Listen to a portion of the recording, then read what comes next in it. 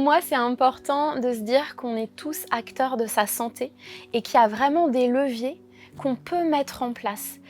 On n'est pas obligé de subir les choses. Il y a plein de possibilités, plein de choses pour pouvoir prendre soin de soi, que ça soit, au travers du mouvement, d'ailleurs peu importe, les préférences, ça peut être de la danse, ça peut être un sport un petit peu plus intense, quelque chose qui libère le corps. Ça peut être prêter attention à son alimentation, du coup à ses émotions et puis aussi à son ancrage en fait, à son alignement dans la vie, avec la conscience qu'on a de soi et l'action et les actions qu'on va mettre en place après, quoi.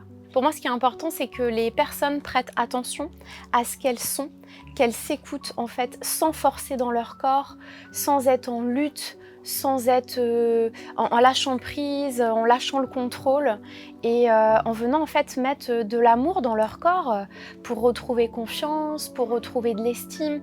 Et ça, finalement, on peut le faire à la fois en prévention d'une maladie, d'une pathologie.